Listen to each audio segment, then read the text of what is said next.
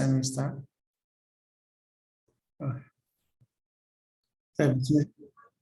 Bismillah, alhamdulillah, wassalatu wassalamu ala rasulullah. On behalf of the Deanship of Academic Development, I would like to welcome you all for this webinar. Today's webinar is on a very important subject. First year students, best practice for successful transition to the post-secondary education. And we are so pleased and glad to have with us Dr. Angela Von, which is the director of University 101. She will tell you about 101. And she's associate professor in the University of Northern Colorado. She is, as well as she deals with first year students. We found out that also she deals a lot with faculty development. And she has also a book on education and psychology for learners, which I think we advise everybody to have a look at it. And she has a lot to tell. And for that reason, I would like to welcome her and leave the floor for her so that we can really benefit from today's webinar. Angela, it's all yours now. Thank you very much. Welcome and good evening. Thank you for being here and inviting me to this opportunity. I'm very excited to not only share the things I have to share, but hopefully you will share some things with me as well. As I was introduced, I am the director of our first year seminar program here at UNC, but I have been teaching in education for over 25 years. And more than half of that has been with our beginning adults. So either our first-time college students, once upon a time, I was also a high school teacher. And then I've also been doing a lot of teaching for continuing adults. And so lots of different experiences. My expertise is in teaching and learning. I have my PhD in educational psychology from the University of Texas at Austin. And so I am an expert on how students learn, and as teachers, how do we help others learn? And so not only do I have this role here on my campus, but I also help other institutions with their faculty training and development. And then I also do a lot of consulting around institutions who are either trying to develop a first year seminar program, or they're trying to transform it into something that is more meaningful and ultimately will have greater impacts for their students. So it's a little bit about me. And there we go. So some things, kind of what we're going to talk about today. I am going to go over a little bit around some ground rules and also get some ideas from y'all in terms of what you're expecting from this session. I do want to review the different types of first year seminars. That's going to be a part of my focus on this session is how do we use these to help our students? So I'll give some descriptions, some research around it. I will share one approach to those seminars. It's the approach that we use on this campus and that I've helped other institutions with this model. But then I will also briefly share some alternatives. If a standalone course or seminar is not feasible, what are some things that we as faculty can do in our own courses to help students?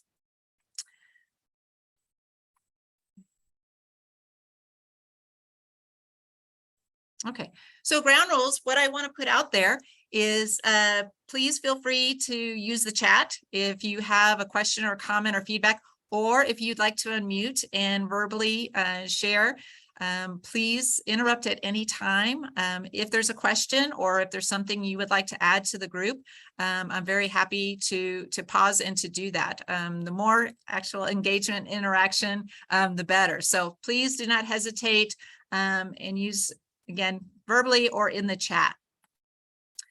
To start with, I am going to ask you to go to the chat, and this will help me to understand a little bit more of the types of things that you're working with and your students or what you're looking for, and will help me put some of the things I share into context. So if you'll just take a moment, either one goal that you have for this session that you're hoping to gain, or share with me what are some of the bigger challenges to student success that you're facing or that you see with your students.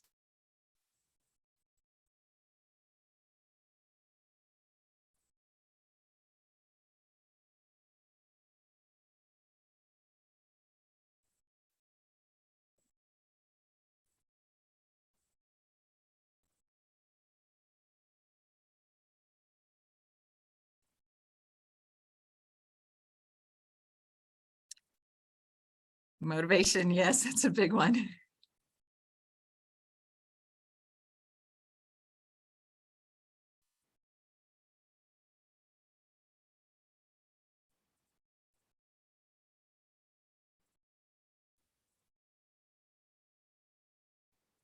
Other thoughts out there? Cultural workload, student workload is a big issue. Yep. Some cultural divides. Okay, thank you.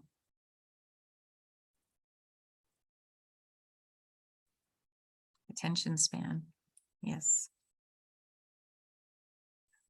So some accountability for themselves, right? Responsibility, motivation. Okay. Promoting critical thinking.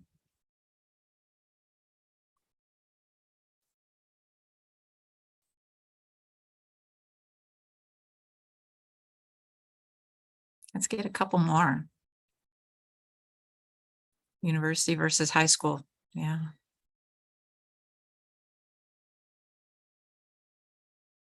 So I'm definitely seeing some similarities to what we deal with our students here.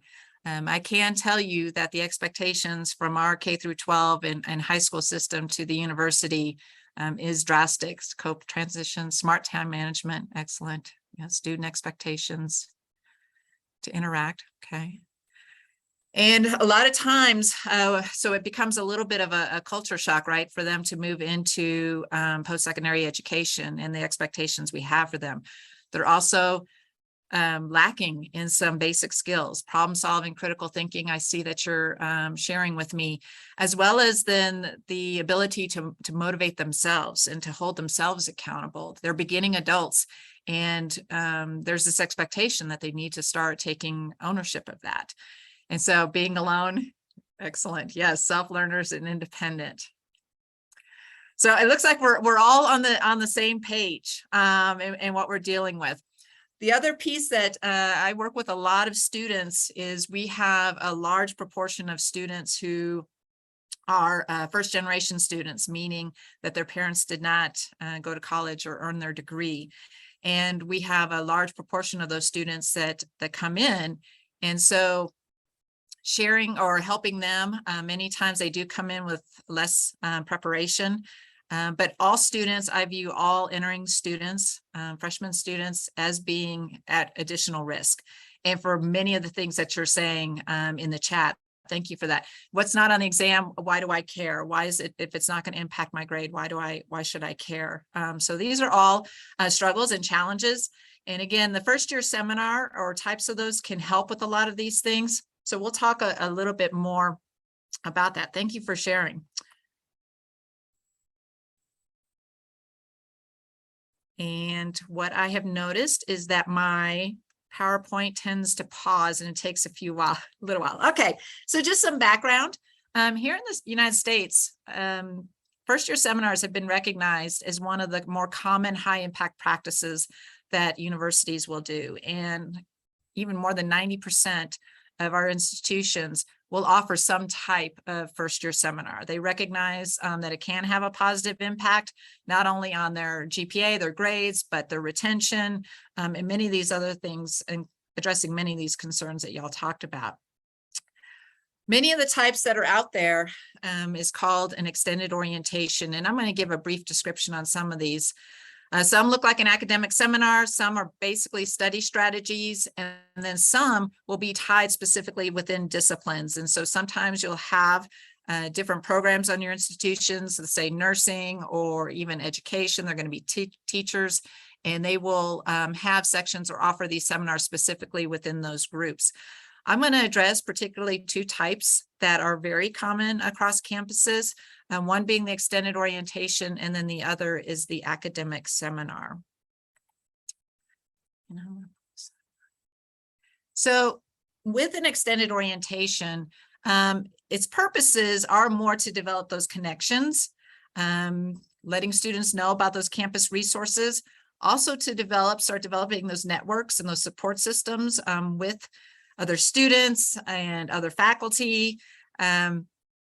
Because of that they are very short in duration, it's usually brief introductions to time management, study skills, their educational planning, but these are elements that are included in there. I know for our institution and for others, we have about 90% of our students come from within our own state. And so they usually do have lots of friends and people that they know here, but then we do have some that come from out of state or further away, and really those networks become incredibly important. So it can serve that purpose.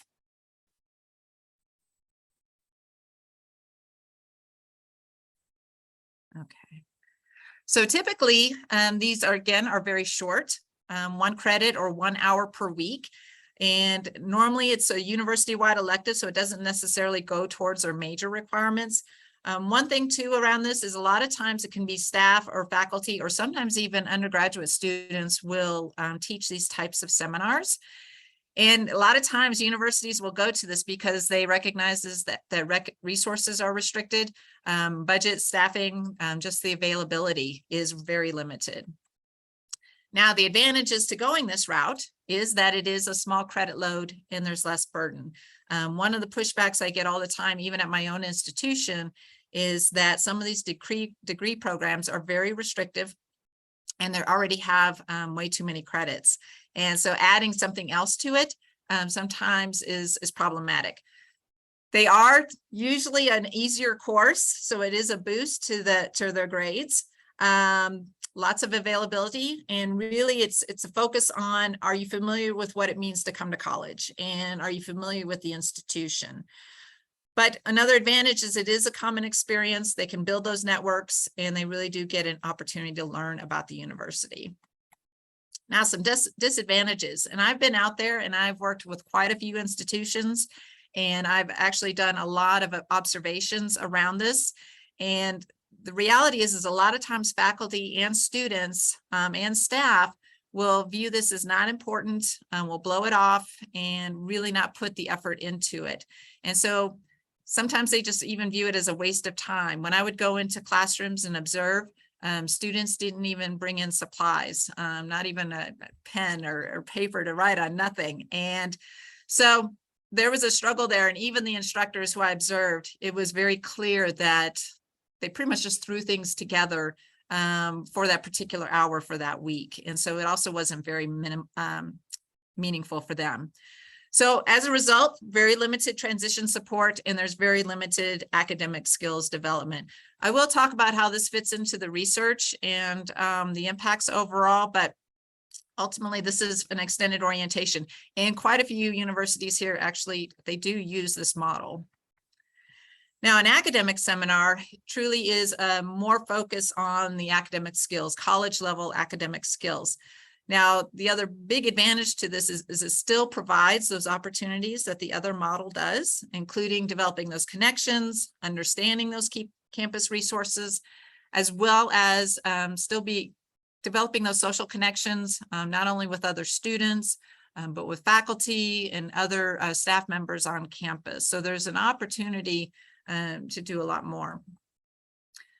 And a lot of that is because it's usually going to be, at least on our institutions, a 3-credit course. There are some out there that are a 5-credit course and will go for an entire year.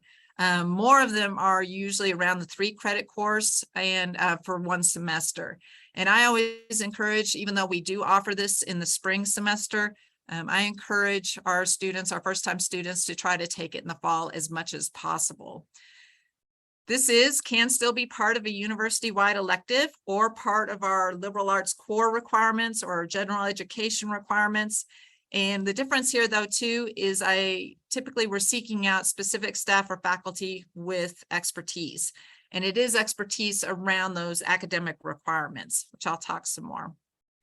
Now, academic seminars can vary as well, where it could be more of the skills-based, the study strategies, time management, those types of things, as compared to a research-based, which I'm going to go into a lot more depth here.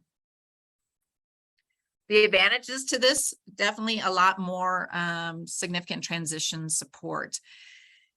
Academic skills, usually when I talk to people about these types of programs, I share with them, you have some students who have a lot of support, and say family, friends, peers, lots of support. And I know for here in the States, financially, is a big deal in terms of being able to go to school, and students have the money and everything is fine there. But the reality is if our students can't do the work at this level, they're not going to be successful and they're not going to be able to continue and earn their degrees. So really that is the focus, and the priority is that academic skills. When we go to this level, all stakeholders definitely tend to take it more seriously and understand the work that we're trying to do. Still, similar to the extended orientation, it's a common experience. Students can build those networks, still learn about the university, and there is an opportunity to serve students at very different levels. I know at our institution, we work with every students from that have intellectual disabilities all the way to our honors students. And for each of those students, we're able to support them and to help them with their development. Some of the disadvantages here, I already mentioned there's a little bit of a pushback that we're adding another course to those degree requirements. And some feel like that can't be done. Faculty still maybe do not understand the importance of what we're trying to do, and maybe even view that this course is a waste of time. They don't understand exactly what we're doing. I also get pushback on this one, and this sometimes surprises me, that I've had some faculty or directors go, that's going to be too hard for our students. And I remind them that college is hard, right? Post-secondary education is hard. And my philosophy is I want to support them, provide the scaffolding, but in the intent is to help them to do the things that are hard and complex and be successful. So I'm not going to shy away from that. They do require specific expertise. This is why I do a lot of training with faculty and instructors who teach these types of courses. And so it does require certain backgrounds. And then all of those lead to that additional resources are going to be required. Now, I will say for all types, there are some things that are key for them to be successful, whether it's an extended orientation or if it's going to be an academic seminar type. One, this is again to support stakeholders and students to have it included to fulfill a graduation requirement. Some programs and some institutions will make this a 0 credit. So essentially, maybe they require it or it's optional, but they don't earn any credit for it. And that really makes it difficult for people to take it seriously. I do also recommend that it's intentional and coordinated. And what I mean by that is that there are specific learning objectives that want to be accomplished and that the curriculum is designed to meet that. And it's similar across the sections and across the programs. Just in time, what I mean by that is we do understand as higher education professionals what students deal with, especially in their first semester, and the timing of those things. And so organizing the syllabus and the schedule of topics to meet that and to understand where our students are is very important. For example, right after midterms in the fall semester, everyone is feeling low. Motivation is low, both for students and faculty and other teachers. And so we actually talk about motivation and motivation theory right about that time in the semester because we recognize what's going on. Focusing on most important skills, one thing that can happen in these programs is that everybody wants to put everything into it. And we don't have the time and that's not feasible. So really focusing on those specific learning objectives that we know are going to be most impactful. This is the biggest thing in terms of my rationale, and I had just talked about it, challenging with an appropriate levels of support. And I'll get into that a little bit more, but we don't want to assume, especially with our first-time students, the set of skills that they might have. So we want to challenge them, we want to set that expectation, but then be prepared to scaffold and to put in those supports to help them meet those challenges. And a lot of that is done is a student-centered pedagogy. These programs typically are not lecture-based. It truly is inviting students to be engaged and participate in the things that we're doing. I also throw in this here low-level focus of remediation. It can make students also be less inclined to participate or to buy into it. And others definitely will look at those programs as a waste of time or shouldn't be college level. And so definitely I do not isolate or say these particular students should be in this particular section. The connotations around that are just not helpful. So I definitely focus and believe that all students benefit from these types of programs. Talked about this specific instructor expertise, but then providing the training and support so that they can be successful. Definitely we want more than just a warm body or somebody to step in and to do whatever. We really want to be intentional about what they're going to do. And this is something I've been doing on my campus. I was hired 12 years ago to develop our program, and I developed it from scratch. And from the very beginning, I shared my philosophy, but I also collected the data, and I have published quite a few articles in peer-reviewed journals around the work that we do to provide that credibility and to provide that support, saying that we're having impacts on students both for the short and the long term. Along those lines, let's talk a little bit about the research around these types of programs.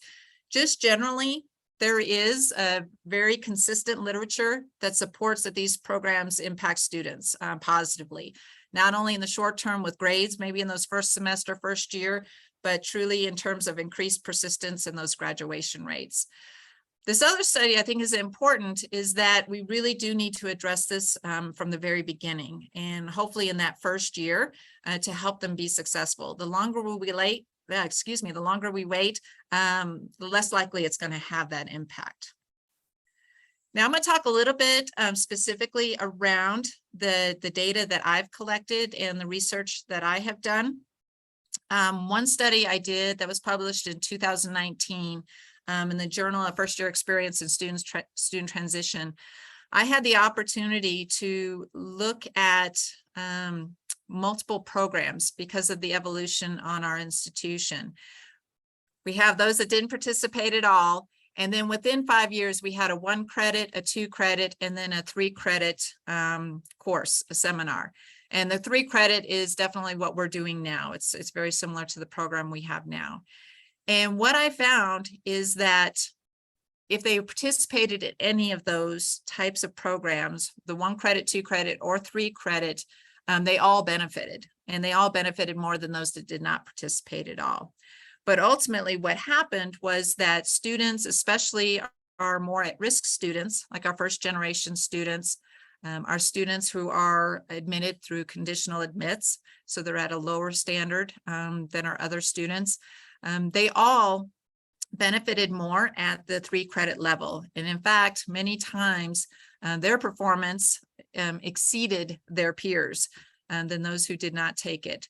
And so my point on there and my conclusion around that is that we do need to have programs in place that are more comprehensive, extensive, and support them in doing college level work.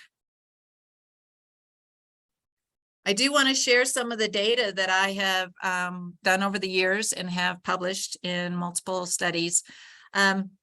This one, fall term GPA, that first term GPA, it's pretty consistent in literature too, that the stronger that GPA is initially, the more likely they are going to graduate later on. I have noticed when I do this research and look at the data that a range restriction comes into play. And what I mean by that is as students continue on, you have the students who leave, who have a poor GPA, and those that stay were more successful and they continue on. And so later on in the second, third, and even fourth year, you don't see GPA differences with students. But in that first year, I absolutely do. And on average, for the last 12 years, at least a half a GPA point higher for our students who participate. And that's on a 4.0 scale. So it is a significant difference. I included a variety of our students here, and where you can see, definitely I talked about our first generation students, a 0.7 difference. Even our nursing students who tend to be more higher achieving and come in with better high school grades is still a significant difference across the board. And our undeclared students, I don't know if that's something that y'all work with or not, but our undeclared students who have not selected a major, many times they can be at additional risk as well. And I've published something recently around the work that we do with undeclared students. In each of these cases, they were all statistically significant differences in these groups. Graduation rates, again, another big one. And I did focus a lot here on our first generation students. You'll see this index score that I put on here, and that is referencing that place where are they a conditional admit or were they admitted based on our regular standards. And so our most at-risk group on our institution is those first generation students who come in as a conditional admit. Their participation in these programs was a 20% difference in graduation rates. In my mind, that's a big jump. I did this recently for our College of Natural and Health Sciences, and thought I would share this with y'all because I know y'all deal with a lot more science majors and technical majors, and showed on here that even our students in the sciences and the biology, and then looking at our first generation students again, we're seeing some pretty significant differences in the GPA. One of these, the first generation all sciences, the 1.94 GPA and a 4.0 scale means now they're on academic probation. So on average, those students who would come into our institution were on academic probation on average. Almost a whole GPA point higher for those that participated in our program. You can also see then that 1 year persistence, which again is significant. That first year is typically when students make decisions to leave. And here you can see differences, 22%, more than 30%. So these are big differences. And what that tells me and makes me feel stronger about the work that we're doing and how we're helping students transition. So I want to spend a little bit of time, and again, please stop me and ask questions if you're interested in me describing a little bit more around these. What we do here on this campus and what I've helped other institutions develop or transform their programs is what I call a research-based academic first-year seminar.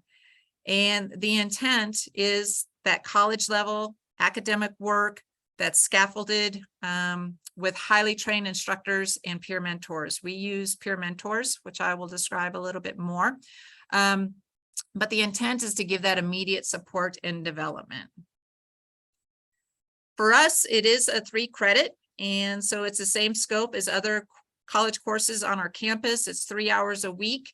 And I say it's research-based because we do expect students to read the journal articles, peer-reviewed journal articles. We have multiple papers. It's writing intensive. They do a research project, which includes a poster presentation. I have a picture here. So every fall, I have about 500 first-time freshmen present research posters to the community. And so not only the university, but we invite the community around them. And it is their first experience on doing this type of task.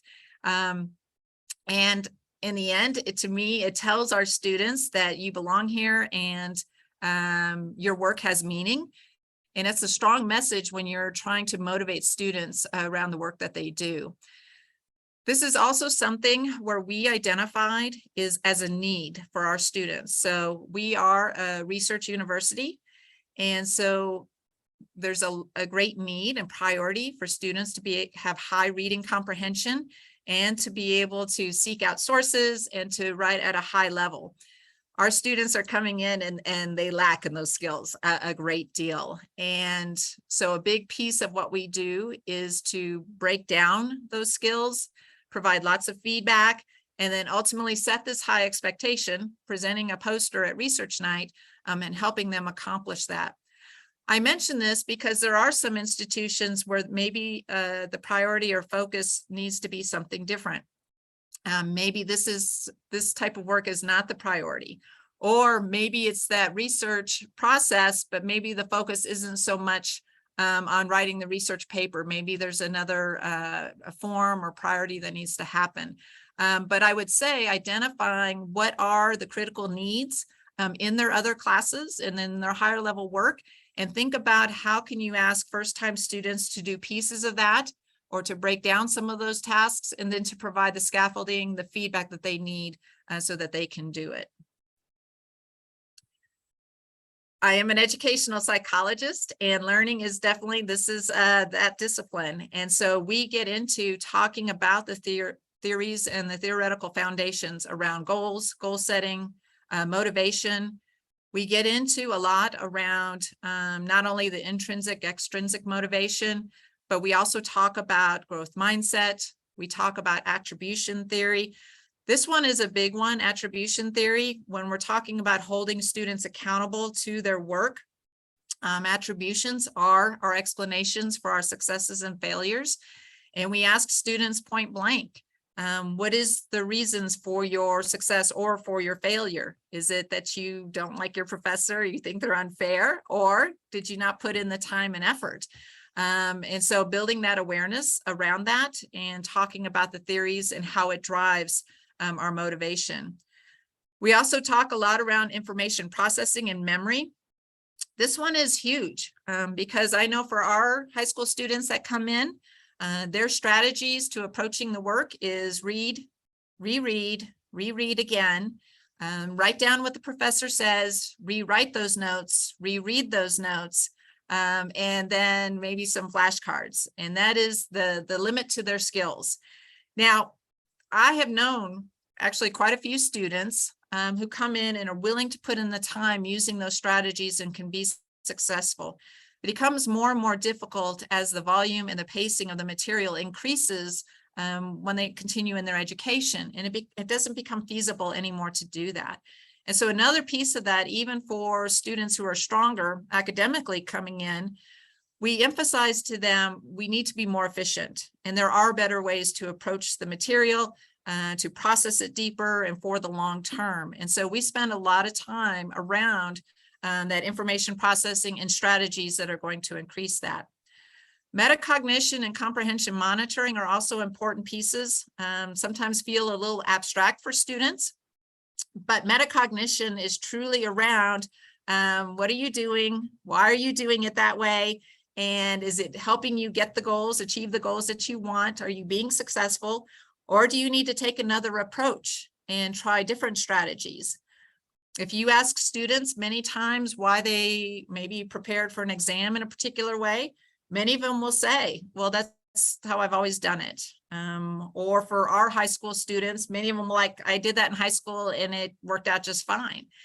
And they continue to do it. And we emphasize, if you want a different result, you're going to have to take a different approach, and becoming aware of that. Comprehension monitoring is very similar to that in terms of being aware of your understanding and stopping and checking for understanding and where are your gaps. It's a very intentional process. I will say my textbook that I wrote, and the third edition is actually coming out right now. And I wrote the textbook because there was nothing out there in this field or this discipline that aligned with this research-based approach. And I truly wanted students to understand that there is a theoretical foundation around our recommendations. It's not just because Dr. Vaughn says this is a good thing to do. So I wanted to provide that basis, that foundation. I also include the research around students can learn these things. Students can adjust their approaches and be successful. They're not stuck at their skill level at 16, 17, or 18. We can make adjustments. So I share that research as well. And then I talk specifically around its application. What does it look like? How do you use it? How do you adapt it for yourself? And then ultimately make some connections even professionally. And what does that look like in your career? And try to make those connections. So it is, the textbook is definitely at a higher level and resembles more of a college level academic textbook. Many textbooks in this discipline look like workbooks and are written at a very low level, which I don't think supports our goals. It is a practical skills course. I know here in the United States, if you ask freshmen across nationally, they'll say time management is one of their biggest concerns because now they are a beginning adult, they're independent, they have all these choices to make. And so we do, again, still talk around the theoretical foundations around procrastination and why is that and why does that happen, as well as then tools that are going to help them, specific tools for them to use.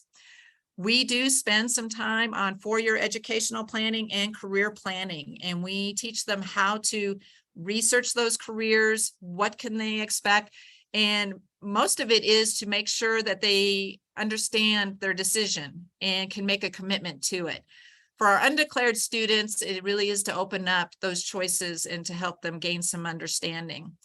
Professional communication, I don't know if you as faculty at your institution, if you deal with messages where you're wondering where this is coming from, but I deal with them all the time. And so teaching them that professionalism from the very beginning and those expectations of what that looks like, for one, so that they can advocate for themselves and get the information that they need and to get the response. And so we put that on them that if you are wanting the attention of your professors and faculty, you need to do it in a specific way. This is the other piece where we, again, do not make some assumptions. As higher education professionals, we understand what needs to be done for students to get their degree. And it is that personal accountability, motivation, preparedness. And so we put things in place.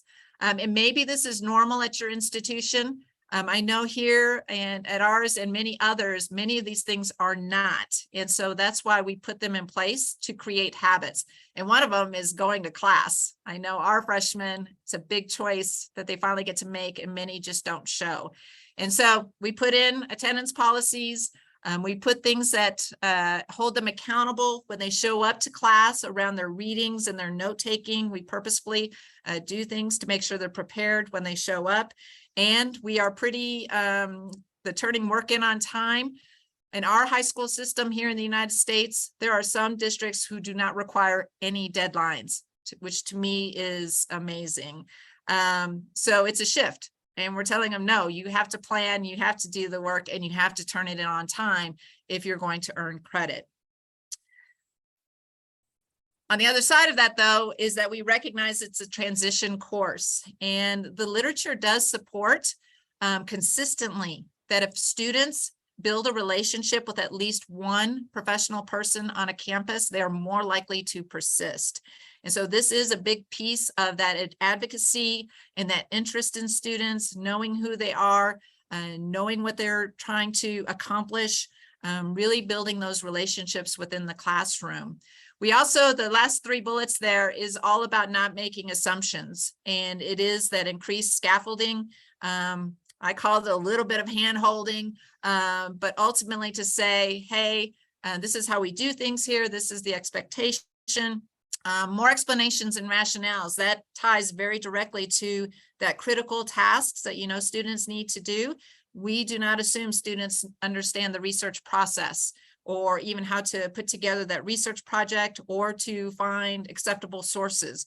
We make no assumptions around that. So we put in those tasks and requirements that are going to walk them through those things. The one-on-one check-ins is also a big piece of that relationship, which shows that we care. If students stop showing, we are going to reach out and find out what's going on and connect them to resources if that's what's needed. We're able to do that because we do keep the class pretty small. And I know at our institution, our classes as a whole can go up to the 60 students or even 120, but we purposely keep this very small for students. It allows instructors to get to know their students. It also allows us to tie directly to student goals and provide that purpose and rationale. Somebody talked about understanding why you're doing that coursework beyond the exam. This is a big piece of it. If you start to know your students and what they're trying to achieve, we have them write a goals paper in that second week, so we can tie into that a little bit better. But we can talk about what does it mean for those transferable skills to your career and how we're going to develop them. Why is it that you're taking a particular class in your degree program and finding out that purpose, finding out that rationale for yourself so you can make that connection for yourself as an adult who's trying to make the most out of their education. As an educational psychologist, I will also tell you that they're going to learn more meaningfully and for the long term when we have it be interactive, discussion-based, and student-centered. Lecture-based is going to be more difficult to accomplish our goals. Before I go any further, does anybody, I'd like to pause just for a moment. Does anyone have a question or comment or thought about what I've shared at this point?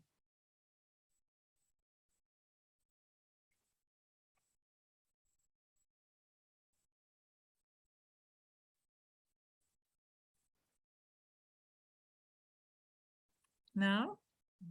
Okay. I will keep going.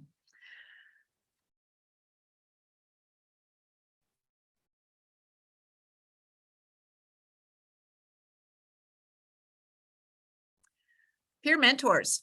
So I want to touch base on this just a little bit. We do use peer mentors. One of the things as a director, and I was examining our course evaluations and the student feedback.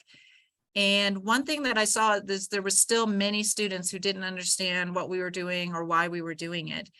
And I understood that what we were doing was powerful because I have the data to back it up. But I wanted students to understand more quickly why we were doing those things and to start using those strategies sooner. I know that students later on would continue to reflect on what we did and would incorporate many of those strategies, but ultimately I wanted them to do it sooner. And so I developed our peer mentor program, and it is pretty comprehensive and intensive. All of our peer mentors, it is a competitive process. They went through our program in their first year and they get nominated in the spring. They go through a selection and hiring process and then a training process. And then they are peer mentors in their second year.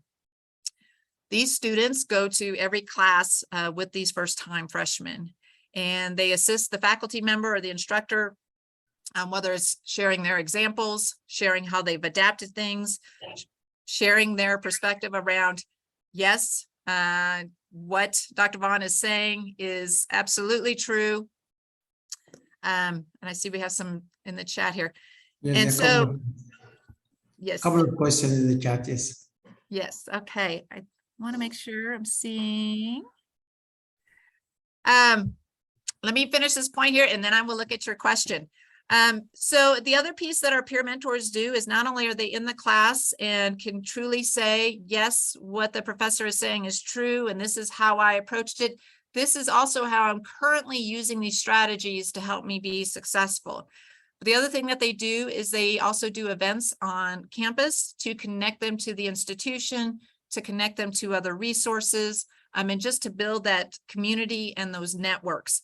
That in of itself can be very powerful and very motivating for our students.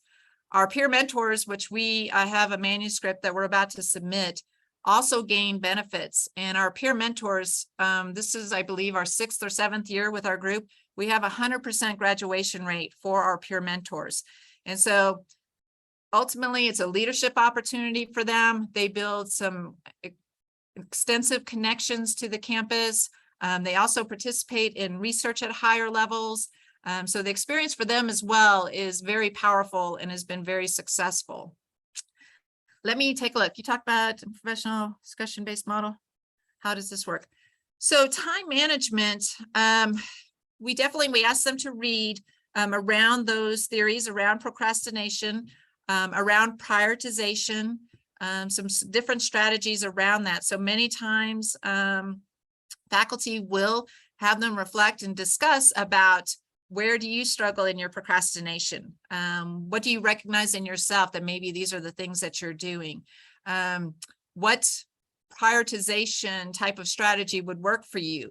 And many times in class, we will ask them, okay, take a task that you have in the next 2 weeks, take your to-dos, the things that you have to get accomplished, and let's try one of these models. Let's see how that works for you. anytime we do those types of things in class as well, we make sure that we come back later and ask students, okay, so how did that work for you? Was that effective? Was that helpful? Is there ways that you want to change it?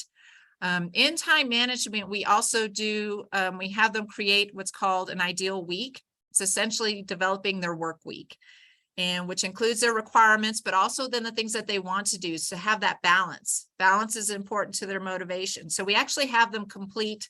We guide them through an ideal week, their work week. We guide them through a master calendar, which lays out all of their requirements for the semester on one page. And then we challenge them again. All right, you have your work week. Go and use it this next week or the next 2 weeks, and let's talk about it and what worked well. What do you need to do to adapt it to make it more effective? Did you find that you got more accomplished? Did you find out there was more balance to what you were doing? I will say students as a whole will talk about time management and the research project as the two biggest things that they walk away from this experience. Professional communication, we definitely do some activities in class around what are inappropriate professional communication, what is appropriate communication, and then many times they ask their students to send them a professional email, and so that they can give them specific one-on-one feedback around the email and what that looks like.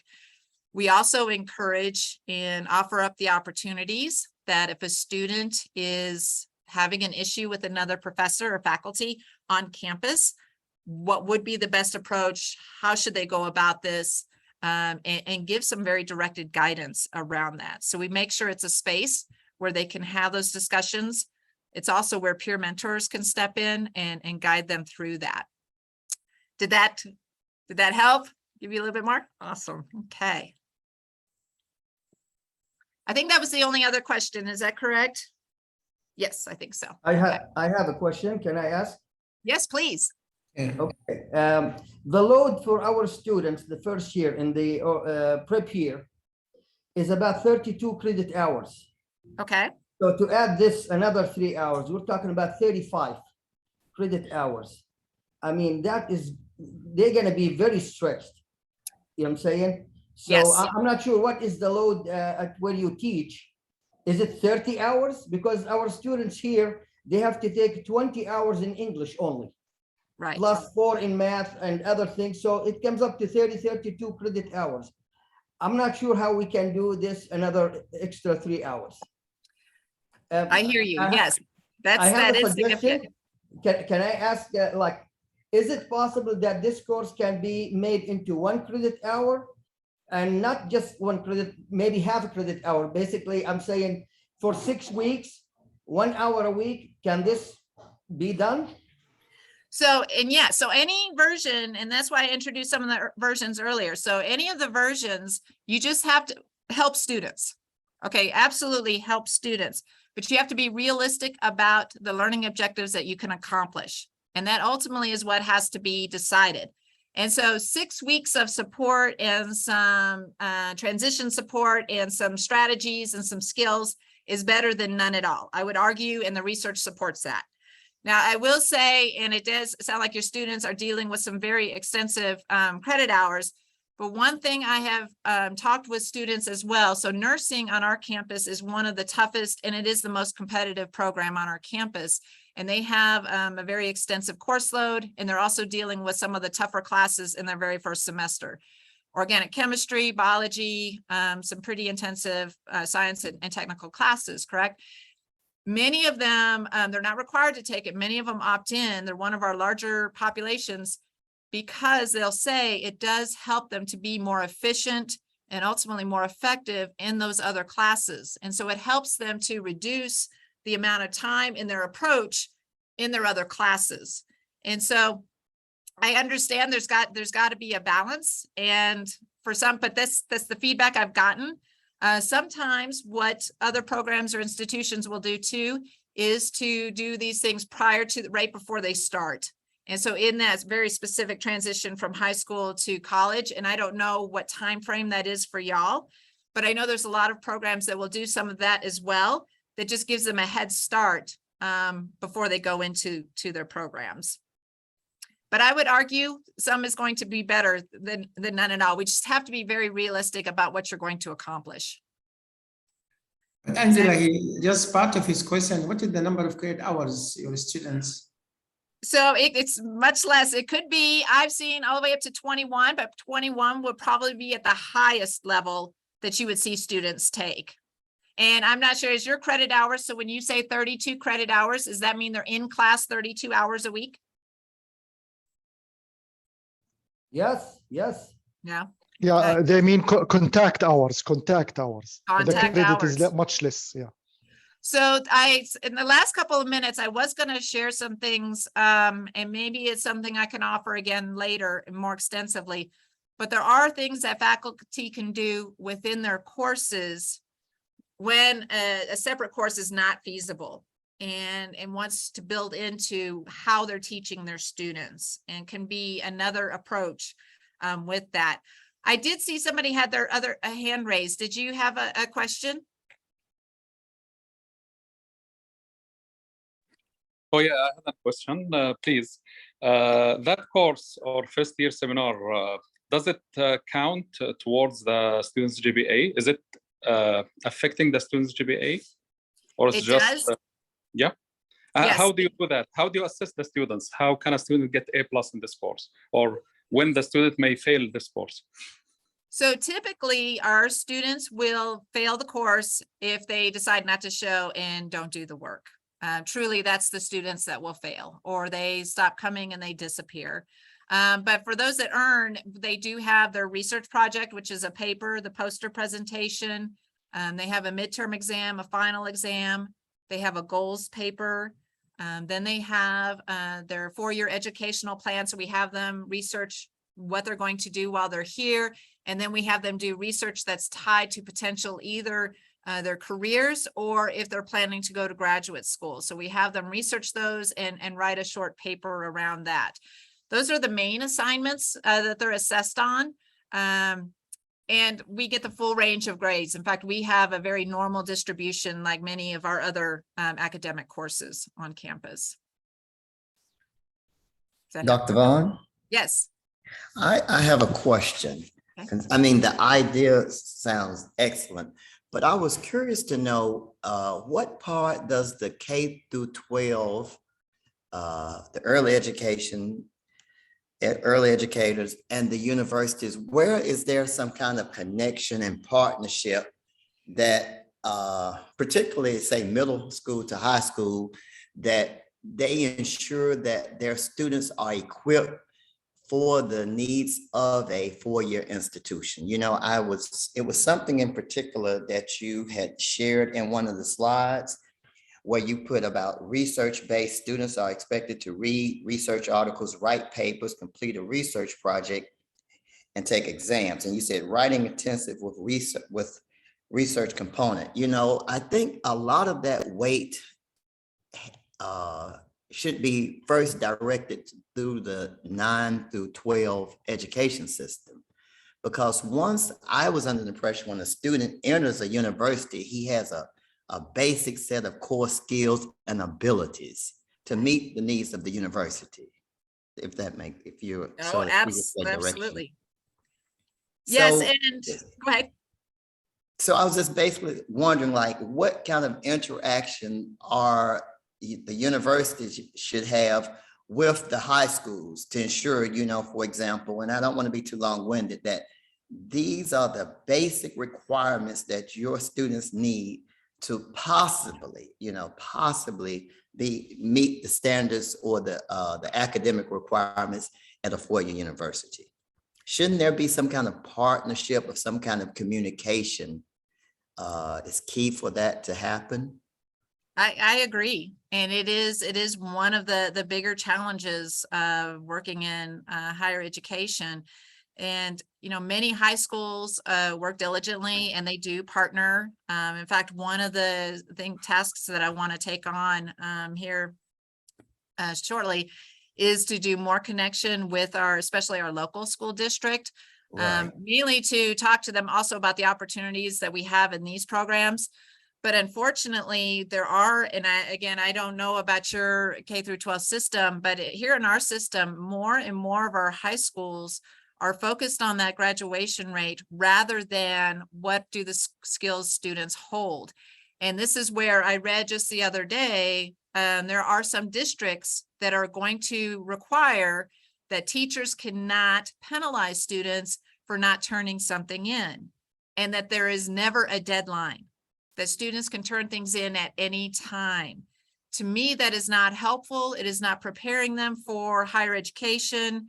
And so we can continue to work, and I think high schools can continue to work to develop those skills. But what I have found, and working now for so long in both these systems, both high school and higher education, is that we cannot assume that students have those skills. And that is why I do push for that there is a need for these types of programs, or there's a need for incorporating things into what we're teaching. We cannot assume that students have them. Or the alternative is that we do, and students fail, and they leave the university, and that's okay. There are some professors, and I'm sure there are some institutions where they view that that is an acceptable option, and that's not our approach. We want students to be successful and to help them grow those skills. But I agree. Every point you made is valid, and I just don't think that it's happening very well, and is this point is not being very effective. Okay, thanks very much for your answer. Yes, Is that please. another hand? Yes, Perhaps please. Nazar is raising his hand. Yes, please. Yeah. As you know, most dropouts of students usually in colleges goes back to math, and we always take the blame for it. I have not seen, I was waiting in the presentation to at least, just give some, some feedback on this. I don't know if you, through your studies, through your tabulation, went through this, because I know, I taught in the States, and I know if they can pass math in general, things will smooth out for them. Everything will be okay.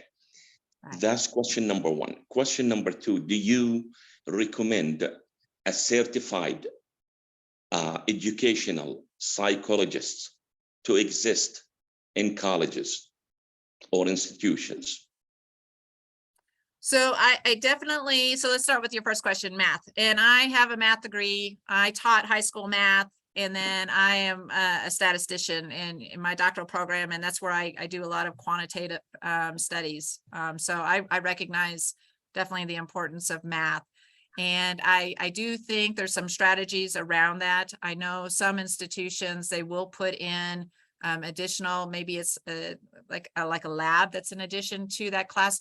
But I do think a big piece of where we can support students in math is taking potentially a different approach within the course itself and how it's being taught. I think there can be some shifts. Now, there might be some professors who are already doing a lot of these things, but a lot of the strategies that we can use may look a little different in terms of even the writing to learn. You know, there's learning to write, but there's writing to learn.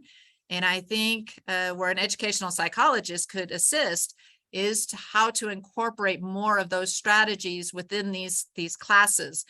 So even as a math teacher, my students were writing quite a bit, and it was to work through their processes, the metacognition, and being able to process it differently, look at it differently, think about their assumptions, their misconceptions. And so that in of itself is one example where how much are our teachers doing that, how much are faculty doing that to push students in a different way, especially in those early math classes where you're right, if they are not successful there, it becomes more and more difficult to hang on and to survive.